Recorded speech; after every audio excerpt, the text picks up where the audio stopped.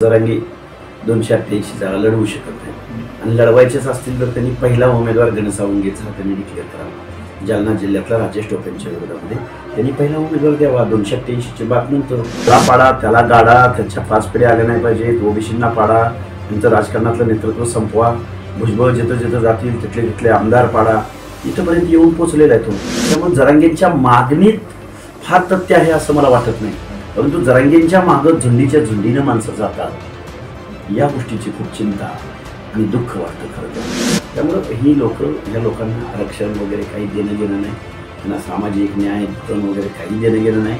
त्यांना फक्त निवडणुका जिंकणं, पक्ष वाढवणं, पैसा कमवणं, परत त्या पैशामधून सत्ता ताब्यात घेणं। मला पहिला प्रश्न 288 का उभे करणार नाही? 288 उमेदवार उभे करून पराभूत कोणाला करणार आहे? की ज्या लोकांनी त्यांना सपोर्ट केलेला होता। पृथ्वीराज बाबा चव्हाणांनी अंतर्वली सराटीत जाऊन सपोर्ट केला आहे, अशोक चव्हाणांनी अनेक वेळा जाऊन सपोर्ट केला आहे, शरदचंद्रजी पवारांनी सपोर्ट केला आहे, उद्धवजी ठाकरेंनी सपोर्ट केला आहे, सगळ्या लोकांनी त्यांना जाऊन सपोर्ट केलेला आहे। आणि मग सपोर्ट केल्यानंतर ते कुणाच्या विरोधामध्ये लागणार?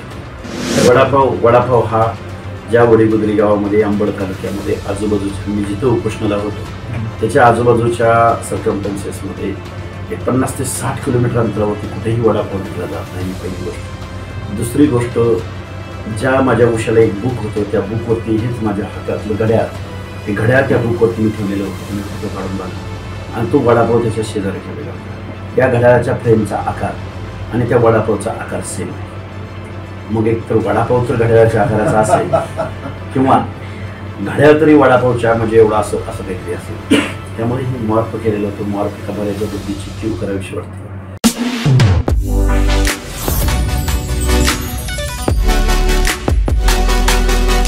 नमस्कार, मी ज्ञानेश्वर मोरे, नवराष्ट्राच्या डिजिटलमध्ये तुम्हा सर्व प्रेक्षकांचे स्वागत आहे। राज्यामध्ये आरक्षणाचा मुद्दा चांगलाच तापलेला आहे। एकीकडे मराठा आरक्षणासाठी मनोज जरांगे हे आक्रमक झालेले आहेत, तर दुसरीकडे ओबीसी नेते लक्ष्मण हाके हे देखील ओबीसीचं आरक्षण वाचवण्यासाठी अग्रेसर आहेत आणि ते देखील चांगले मनोज जरांगे यांच्यावर दररोज टीका करताना देखील दिसत आहेत। आपल्यासोबत बातचीत करण्यासाठी स्वतः प्राध्यापक लक्ष्मण हाके सर, तुमचं नवराष्ट्रामध्ये खूप खूप स्वागत आहे। सर, आपल्याला सविस्तर चर्चा करायची आहे आरक्षणाबद्दल। तर माझा पहिला प्रश्न असा आहे की तुम्ही ओबीसी आरक्षण वाचवण्यासाठी दररोज आक्रमक झाले दिसतात, मनोज जरांगे पाटलावर टीका करत आहात। नेमकं मराठा आरक्षण दिलं तर ओबीसी आरक्षणाला कसा धक्का लागतो, काय सांगाल? खरं तर आरक्षण ही पॉलिसी पहिल्यांदा या महाराष्ट्रामधल्या सगळ्या नेतृत्वाने, आमदारांनी, खासदारांनी आणि इथल्या साहित्यिक, विचारवंत, मीडियामधल्या, मेन स्ट्रीममधल्या संपादकांनी आरक्षण ही पॉलिसी समजून घेतली पाहिजे। आणि आरक्षण कोणतरी मागणी करतोय म्हणून त्याला एंटरटेन करण्यापेक्षा आरक्षण म्हणजे काय हे जर एकदा महाराष्ट्राला आणि महाराष्ट्रातल्या तरुणांना जर समजावून सांगितलं तर मला वाटतं हे असे क्लॅशेस निर्माण होणार नाहीत। महाराष्ट्रामधली जबाबदार मंडळी आपली जबाबदारी झटकताना दिसत आहेत आणि पॉलिटिक्स, मताचं राजकारण, आपला पक्ष पराभूत होईल का, माझ्या पक्षाला अडचण येईल का, अशा गोष्टी डोळ्यासमोर ठेवून या महाराष्ट्रामधले भले भले नेते, स्वतःला पुरोगामी म्हणणारे, उठसूट फुले शाहू आंबेडकरांचं नाव घेणारी मंडळी ही जबाबदारी झटकताना दिसून येत आहे। म्हणून अशी परिस्थिती निर्माण होते आणि जबाबदारी झटकतायत आणि जाणीवपूर्वक झटकतायत। अज्ञानानं जबाबदारी झटकणं ही गोष्ट समजू शकतो, परंतु जाणीवपूर्वक एखादी जबाबदारी झटकणं आणि ती जबाबदारी जर झटकली तर मग जरांगेसारखा माणूस पुढं उदयाला येतो आणि मग आम्हाला पाहिजे, आम्हाला पाहिजे, आम्हाला पाहिजे असं म्हणतो। हे सगळं अतार्किक आहे, याला कुठलाही संविधानिक बेस नाही, लिगली त्याला कुठलाही ॲस्पेक्ट नाही। आणि वेळोवेळी आरक्षण पॉलिसी ठरवणाऱ्या या महाराष्ट्रामधला स्टेट बॅकवर्ड कमिशन असेल, देशाचा सेंट्रलचा बॅकवर्ड कमिशन असेल, सुप्रीम कोर्टाचं जजमेंट असेल, औरंगाबाद हायकोर्टचं जजमेंट असेल, या गोष्टीकडं सोयीस्कर पद्धतीनं या महाराष्ट्रामधले सर्व तज्ज्ञ मंडळी दुर्लक्ष करताना दिसून येत आहे। हे खेदानं तुम्हाला इथं मला नमूद करावंसं वाटतं।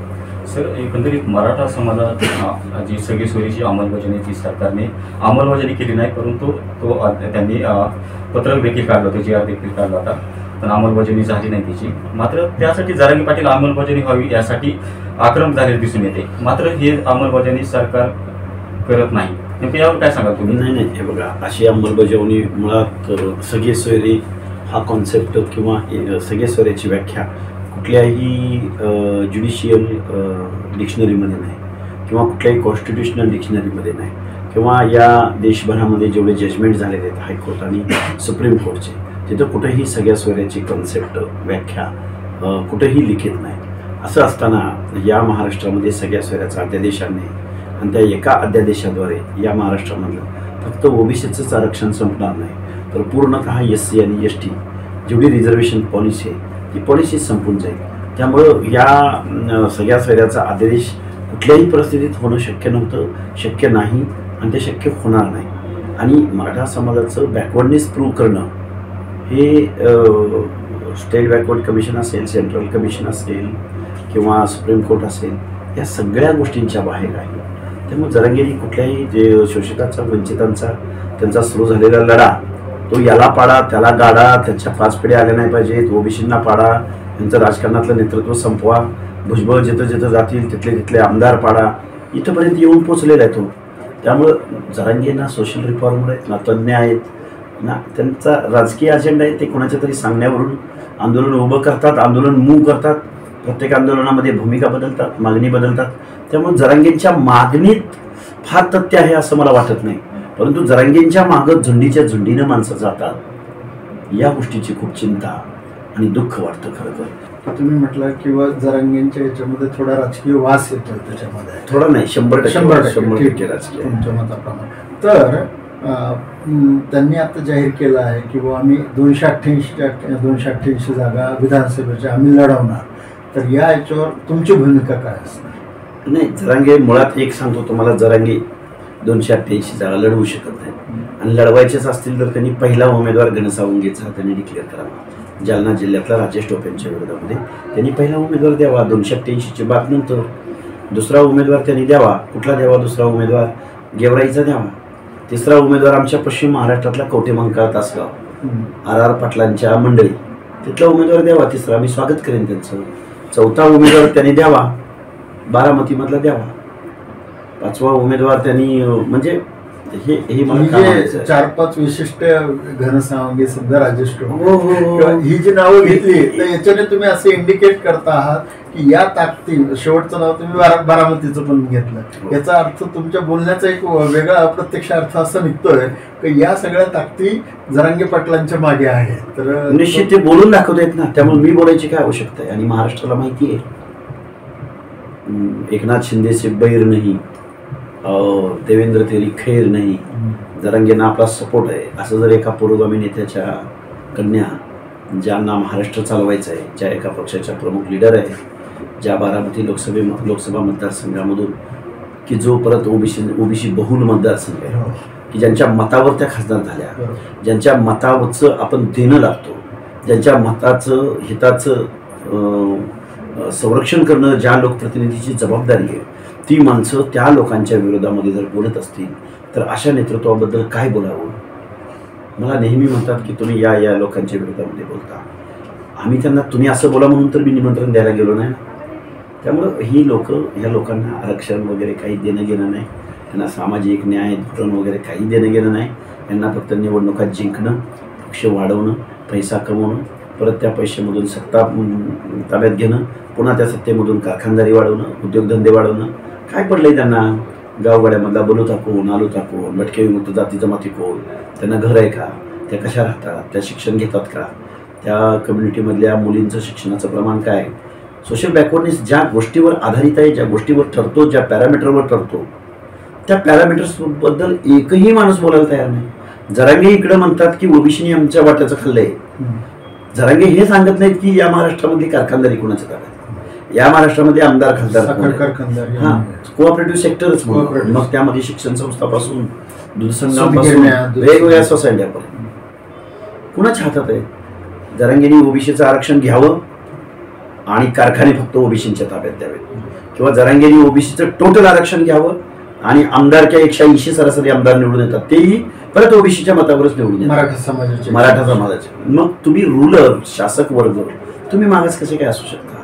कुठला पॅरामीटर, कुठली फुटपट्टी आणायची तुमचं मागासलं तपासणं? माझा मूळ प्रश्न असा होता, म्हणजे तुम्ही म्हटले की 288 उमेदवार ते उभेच करू शकणार नाही, पण आपण एक गृहीत धरूया किंवा 288 ठिकाणी लढवण्याचं त्यांनी केलं आणि ABCD अशा 288 उमेदवारी दिली, त्या याच्यामध्ये तुमची भूमिका काय असणार? मुळात पहिला प्रश्न 288 का उभे करणार नाही?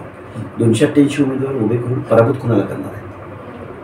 की ज्या लोकांनी त्यांना सपोर्ट केलेला आहे. ऑलरेडी पृथ्वीराज बाबा चव्हाणांनी अंतरवली सराटीत जाऊन सपोर्ट केला आहे, अशोक चव्हाणांनी अनेक वेळा जाऊन सपोर्ट केला आहे, शरदचंद्रजी पवारांनी सपोर्ट केला आहे, उद्धवजी ठाकरेंनी सपोर्ट केला आहे, सगळ्या लोकांनी त्यांना जाऊन सपोर्ट केलेला आहे. आणि मग सपोर्ट केल्यानंतर ते कुणाच्या विरोधामध्ये लागणार आहे? ओबीसी हा काही प्रवर्ग असा नाही, त्यांचा काही कुठला असा पर्टिक्युलर पक्ष नाही की ज्या पक्षाचे त्यांचे सगळे आमदार पाडायचे, असं काही धोरणच नाही. त्यामुळे ओबीसी हा डिप्रेस्ड आहे, ओबीसी हा शोषित वंचित आहे, ओबीसीचा व्हॉइस नाही, ओबीसीची फेसलेस आयडेंटिटी आहे, त्या ओबीसीचं प्रतिनिधित्वच नेतृत्वच नाही.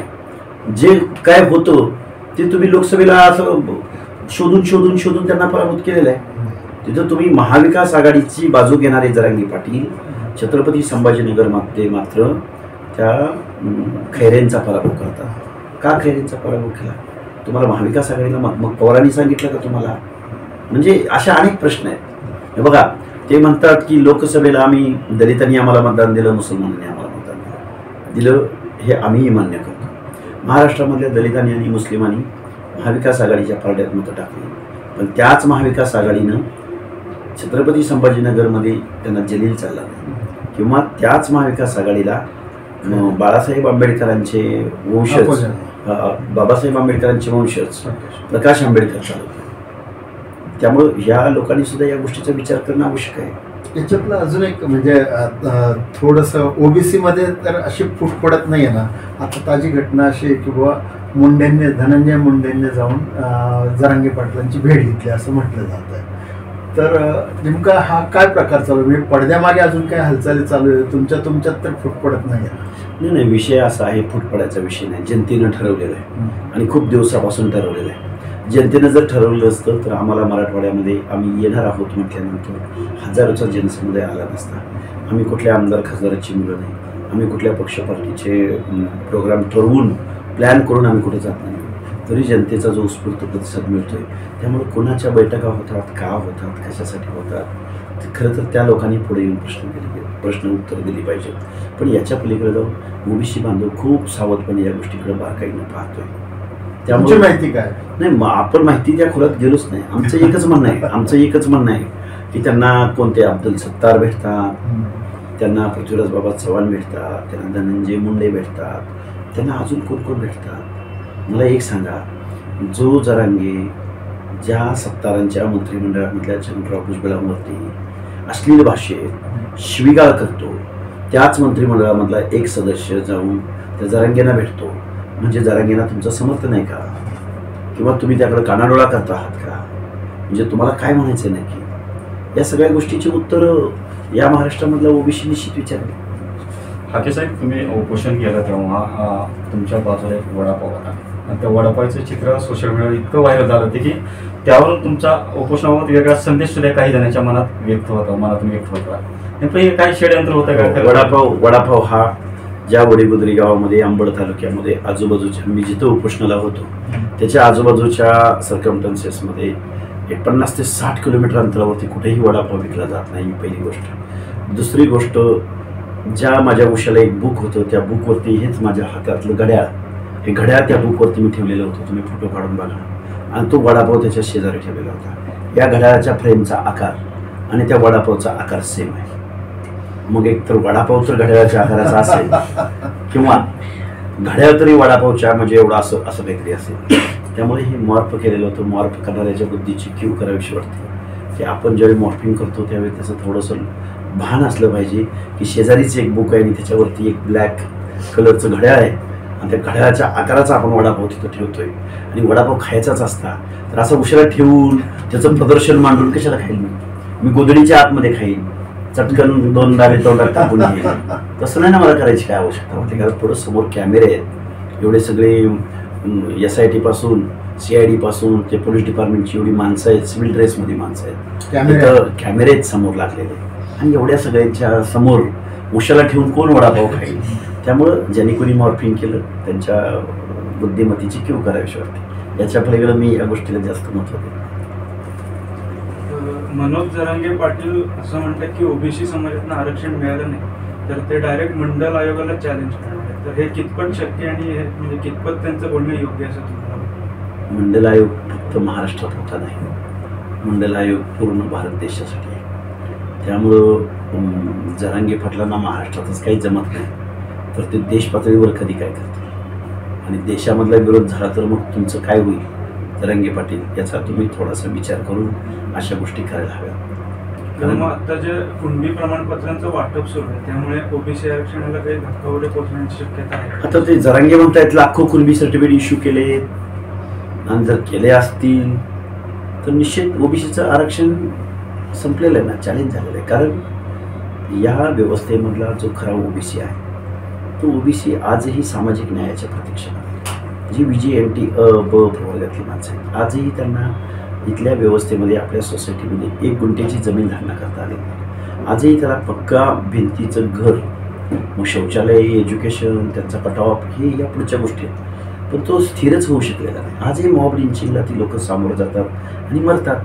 आजही भिक्षेकरी समाज, महाराष्ट्र वाचवायचा, महाराष्ट्राची संस्कृती वाचवायची, अगदी शिवाजी महाराजांच्या पूर्वकालापासून महाराष्ट्राच्या लोकदैवतांची उपासना करायची. महाराष्ट्र वाचला पाहिजे, वासुदेव वाचला पाहिजे, महाराष्ट्र वाचला, महाराष्ट्राची संस्कृती वाचली पाहिजे, पिंगळा वाचला पाहिजे, गोंधळी वाचला पाहिजे. आपल्या नवरात्र उत्सवामध्ये गोंधळ्याने येऊन गोंधळ घातलाच पाहिजे. पण त्या गोंधळ्याची काय परिस्थिती आहे? त्या गोंधळाला घर आहे का?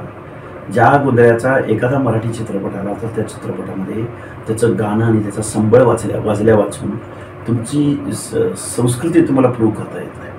त्या माणसांचं काय काय त्यांना हवं आहे, काय नको आहे हे बघावंसं वाटत नाही इथल्या व्यवस्थेला. आणि परत त्यांच्याच रांगेमध्ये बसून आम्ही मागासवर्गीय आहोत आणि आम्हाला आरक्षण द्या म्हणायचं, हे अन्याय करणारे नाही का?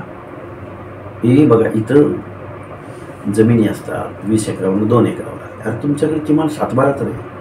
नापिकी झाली, अतिवृष्टी झाली, 7-12ला 5-10 हजार रुपये तुम्हाला अनुदान तरी भेटतं. या लोकांना तुम्ही काय अनुदान देता?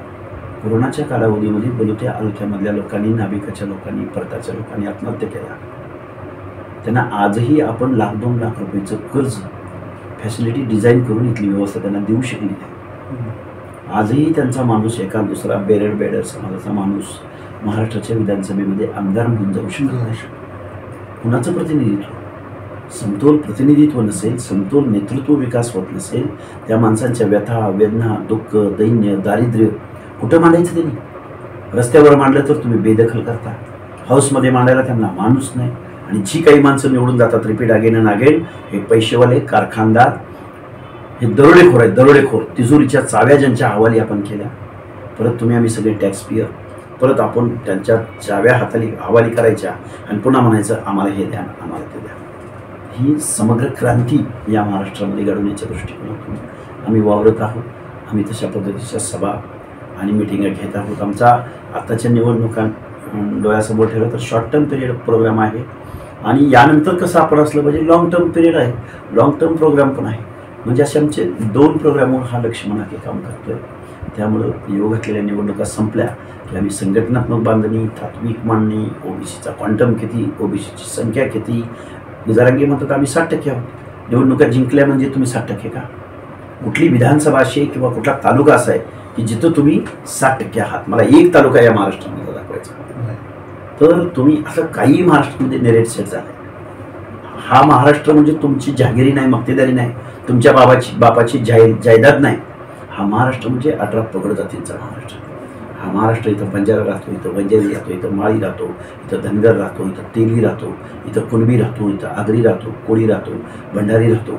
गावगाड्यातल्या 18 पगड जाती राहतात. गाव कुसामध्ये, गावठाणामध्ये 12 अलुतीदार राहतात की जो इथल्या गावच्या प्रमुखाला, पाटलाला, वतनदाराला, जागीरदाराला केंद्रबिंदू मानून तो त्याची सेवा देतो. भोयानं पालखी उचलावी, नाभिकानं केश कर्तनाचं काम करावं, परटानं कपडे धुण्याचं काम करावं, लोहारानं तुमच्या शेतीच्या अवजारांचं काम करावं. हर एक प्रत्येकाचं काम आहे. बलुता आलुता त्या कॉन्सेप्टमधून पुढे आलाय. त्या माणसानं दुय्यम वागणूक दिली गेली. त्यांचं प्रेझेंटेशन म्हणजे ओबीसी रिझर्वेशन आहे, SC ST रिझर्वेशन आहे. तुम्हाला सांगितलं कुणी की रिझर्वेशन इज इक्वल टू आर्थिक उन्नतीचा प्रोग्राम आहे? Reservation is equal to representation, reservation is equal to सामाजिक न्यायाचं धोरण. तुम्हाला तुमची आर्थिक प्रगती करायची आहे, सोशल वेलफेअर आहे, सोशल असिस्टन्स आहे, शासनाच्या वेगवेगळ्या योजना आहेत, पाण्याच्या योजनापासून ते रस्त्याच्या योजनांपासून ते गावगाड्यामधल्या हर एक योजना आहेत. त्याच्यावर हा जरांगे त्यांच्या त्या बुद्धीमध्ये हे त्याला माहीत असेल का या गोष्टी. त्यामुळं त्या माणसाच्या प्रश्नावर आम्हाला उत्तर द्यावी लागतात. हेच खरं तर दुर्दैव आहे या महाराष्ट्रामध्ये. कारण त्यांच्या मागं झुंड आहे, त्यांच्या मागं कुठलाही कायदेशीर अप्रोच नाही असं माझं म्हणणं आहे. लोकसभा निवडणुकीच्या वेळी आपण पाहायला गेलं तर जरांगे पाटलांच्या आंदोलनाचा मराठवाड्यामध्ये महायुतीचे खासदार निवडून आले नव्हते जास्त, म्हणजे एकच खासदार त्यांचा निवडून आला होता, म्हणजे आंदोलनाचा फटका बसला होता मोठ्या प्रमाणात. तर आता विधानसभेची निवडणूक काही दिवसावर येऊन टेकलेली आहे, तर विधानसभा निवडणुकात मराठा आंदोलनाचा काही परिणाम दिसेल असं तुम्हाला वाटते का?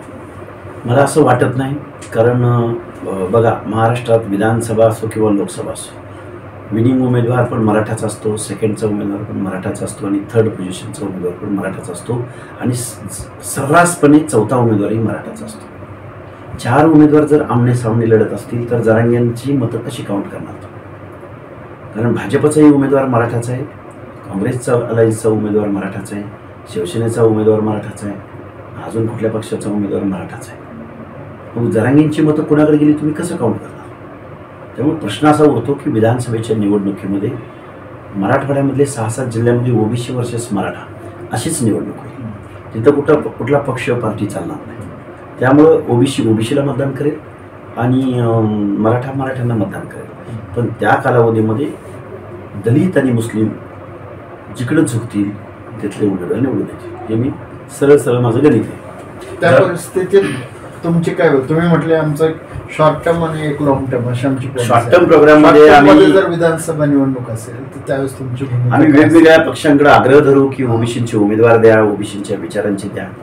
जिथं ओबीसीचे उमेदवार रिझल्ट ओरिएंटेड असतील तिथं आम्ही त्यांना सपोर्ट करू, त्यांच्याकडून आम्ही कमिटमेंट घेऊ. त्याच्याही पलीकडे जाऊन जर आम्ही 5-50 उमेदवार ज्यांनी आम्हाला कमिटमेंट दिली, म्हणजे कुठल्याही पक्षाचे असो, ज्यांना ओबीसीची मतं हवी आहेत त्यांनी जास्तीत जास्त निवडणुका लढण्याची संधी ओबीसीने द्यावी. आमचे पॉकेटच्या पॉकेट आम्ही त्यांना रिझल्ट देण्याचं काम करू.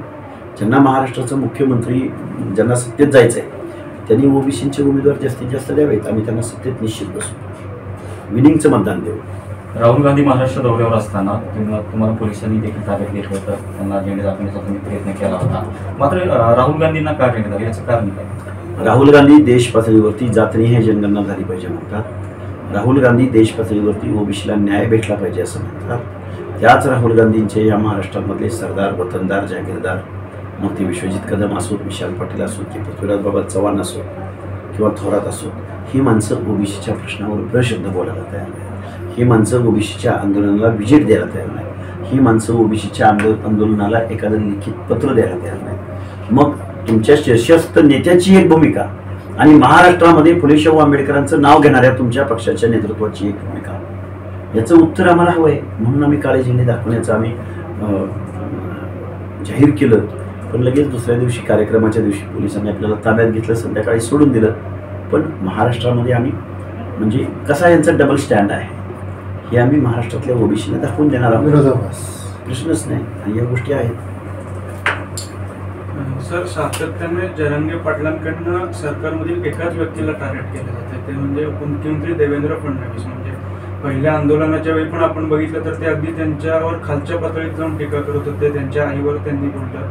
पण सातत्याने देवेंद्र फडणवीस यांनी मराठा आरक्षणासाठी जे केलं त्याच्यावर त्यांनी काहीच भूमिका घेतली नाही. किंवा प्रसाद लाड असतील, प्रवीण दरेकर असतील, अशा मराठा नेत्यांना पण ते अत्यंत अर्वाच्य भाषेत किंवा खालच्या पातळीत जाऊन टीका करतात. तर मग त्यांची आता जी आंदोलनाची भूमिका जी पहिली होती, जी मराठा समाजाला न्याय मिळवून देण्याची, ती आता कुठेतरी राजकीय होताना दिसते का? किंवा आंदोलनात 288 उमेदवार उभे करणार, ते ऑगस्टमध्ये भूमिका स्पष्ट करणार होते, पण अजूनही ती होत नाही. यामागे त्यांचा काही वेगळा जरांगेंचा तेवढा वकून नाही.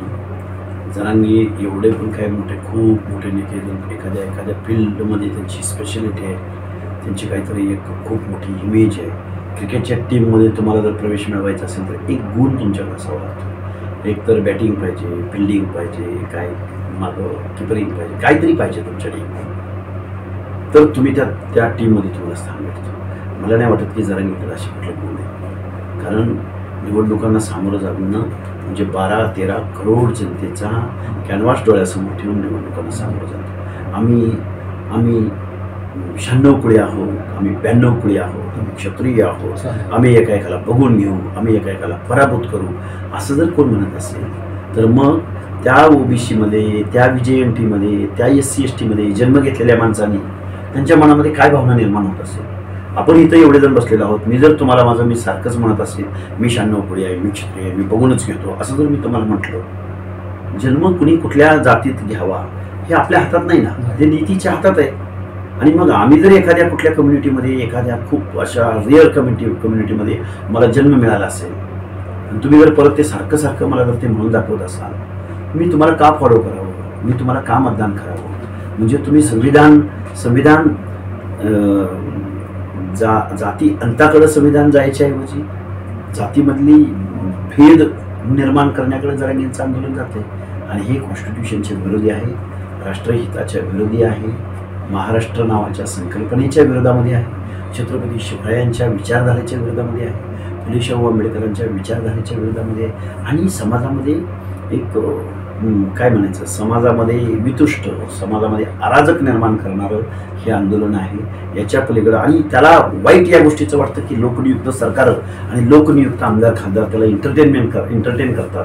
या गोष्टीचं खूप दुःख वाटतं.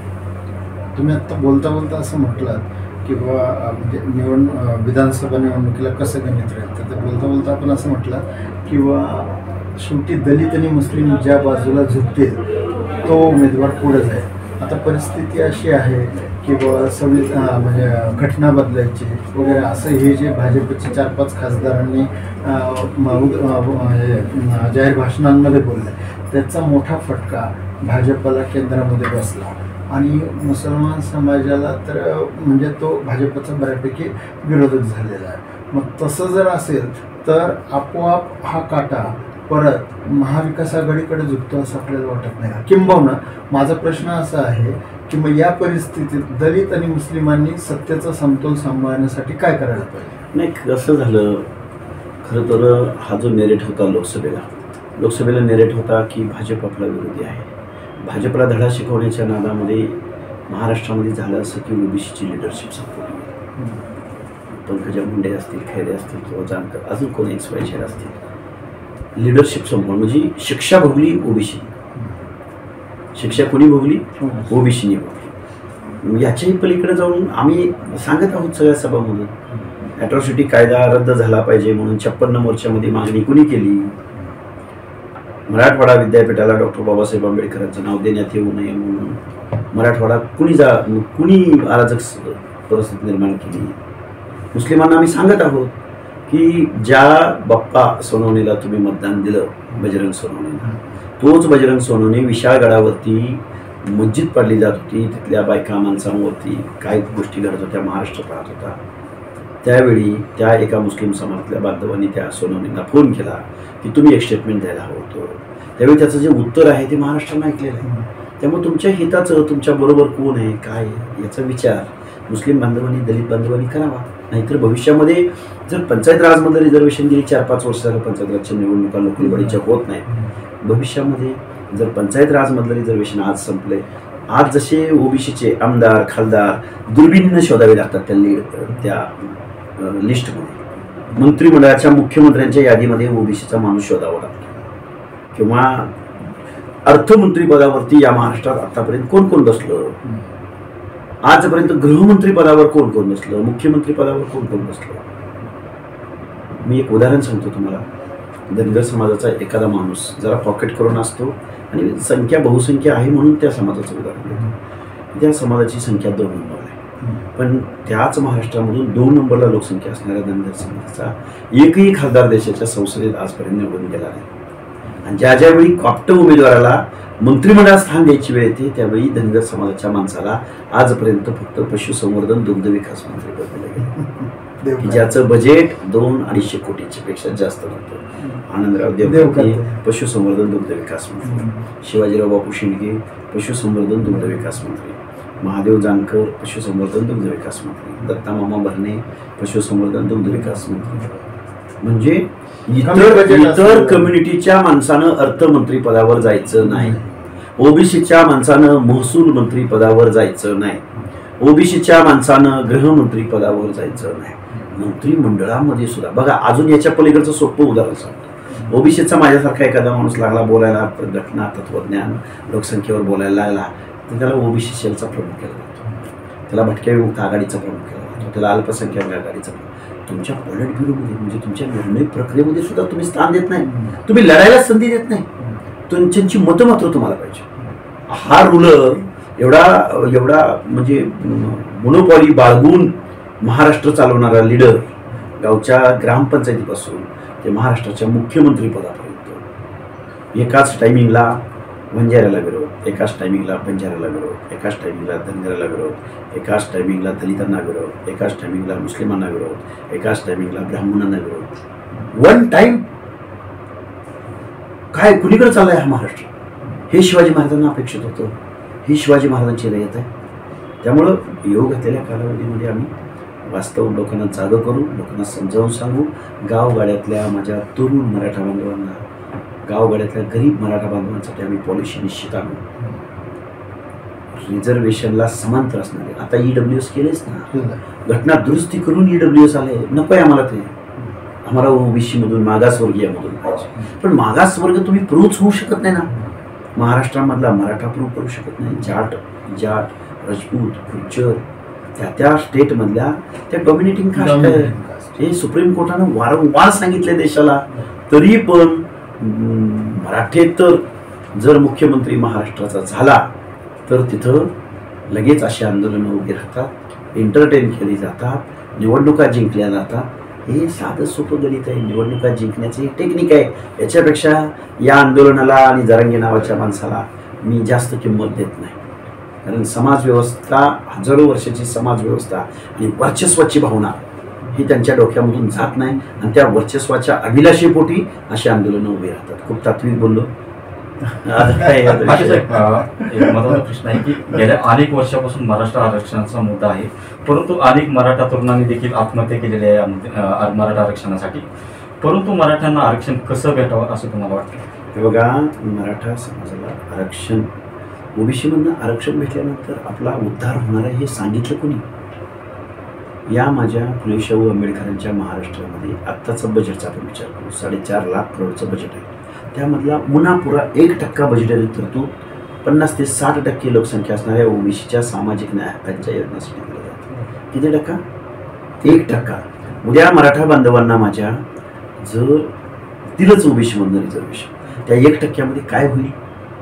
आमचं म्हणणं असं आहे की आत्ता या महाराष्ट्रामध्ये हे बघा, सोशल जस्टिससाठी वेगळी यंत्रणा काम करते, सामाजिक सोशल वेलफेअर वेगळं काम करते, आणि गव्हर्नमेंट वेगळी कामं करते. प्रत्येकाचे अप्रोच ठरलेले आहेत ना.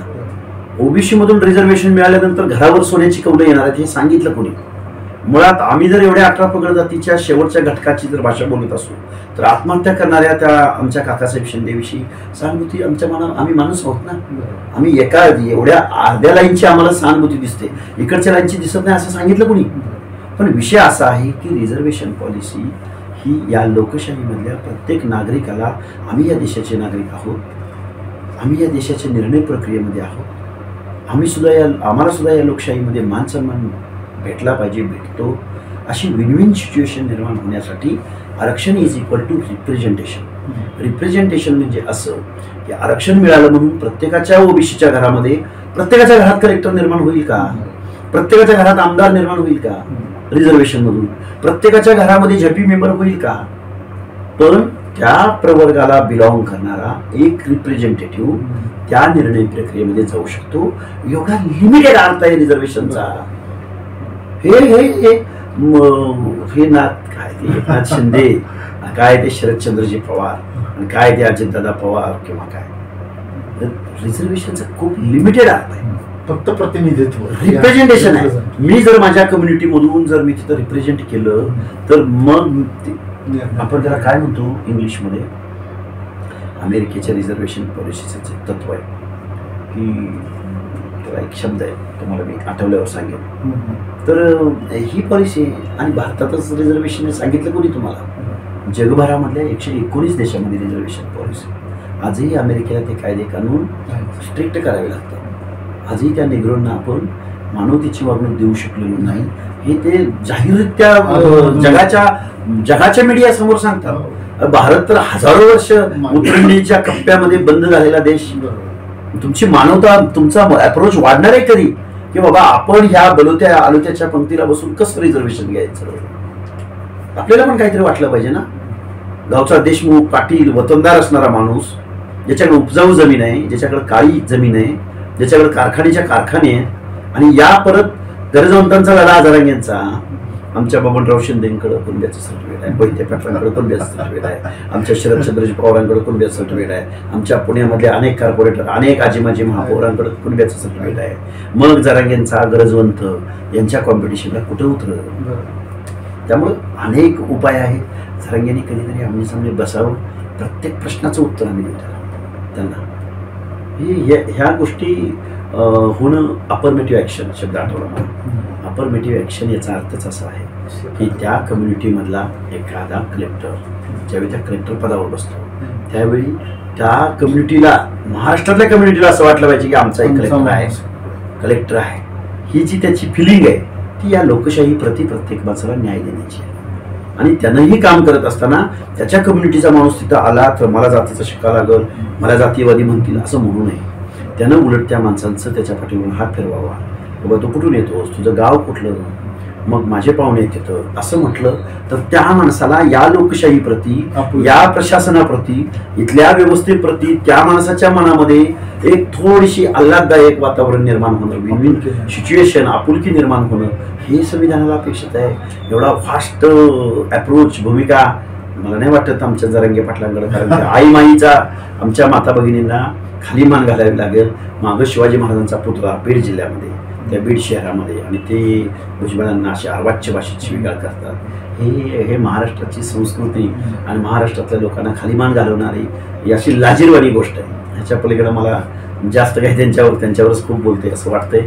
पण महाराष्ट्रातल्या लोकांना या गोष्टी कळल्या पाहिजे. सर, आंतरवाली सराटीमध्ये दररोज मराठा समाजाचे लोक हे जरांगे पाटलांना भेटायचे. काही आमदार देखील जरांगे पाटलांना भेटायला गेले होते. उमेदवारीसाठी मिळावी जरांगे पाटलाकडून यासाठी ते देखील प्रयत्नात आहेत. परंतु तुम्ही असं सांगितलं की जरांगे पाटील निवडणूक लढवणार नाहीत, हे कशावरून वाटते तुम्हाला? नाही, निवडणूक लढणार नाहीत. कारण बघा कसा विषय आहे, निवडणूक लढण्यासाठी 12-13 करोड जनतेच्या हिताचं धोरण, तुमचा मॅनिफेस्टो तुमच्या पक्षाचा, तुमच्याकडे रजिस्टर्ड पक्ष, तुम्ही काय बोलणार आहात, तुमचा झेंडा कोणता, तुमचा अजेंडा कोणता, तुमची पॉलिसी कोणती, तुमचा विरोधक कोण आहे, तुमचा शत्रू कोण आहे, तुमचा मित्र कोण आहे, तुम्ही कुणाला मतदान देण्यासाठी अपील करणार आहात, अशा अनेक गोष्टी असतात. त्या गोष्टी जरांगेंच्या कुठल्या अकाउंटला आहे, त्यांच्या पुतळीमध्ये काय आहे यामधलं. जरांगेंच्या पुतळीमध्ये तिरस्कार, बीडमधली दंगल, आम्ही मग हे आहोत, मग आम्ही त्याला बघूनच घेतो, या प्रचंड अस्वस्थतेनं भरलेले सगळे सुतळी बॉम्ब आहेत, ज्याची वात एका चिकडीकडे आहे, एका चिकडीकडे आहे, एका चिकडीकडे आहे, त्याला नुसती वातला दुसरा अवकाश. काय त्या पुतळीचं होणार आहे ते दिसेल विधानसभेनंतर. आता सरकारनं देखील तुमच्या सुरक्षेमध्ये वाढ केली आहे. नेमकं काय काय फॉल आले ते कशी सुरक्षा? सुरक्षा तर सरकारला वाटलं म्हणून ते दिले. मी तर काय त्यांना कोणाला चाही पाजण्या एवढी माझी ऐकत नाही. दिले, घेतली, चला ओके, असं याच्या पलीकडे काही नाही. खूप खूप धन्यवाद सर आमच्याशी बातचीत केल्याबद्दल. आमचे असे नवनवीन व्हिडिओ पाहण्यासाठी नवराष्ट्र यूट्यूब चॅनल सबस्क्राईब करा आणि फेसबुक पेज लाईक करायला विसरू नका. नमस्कार.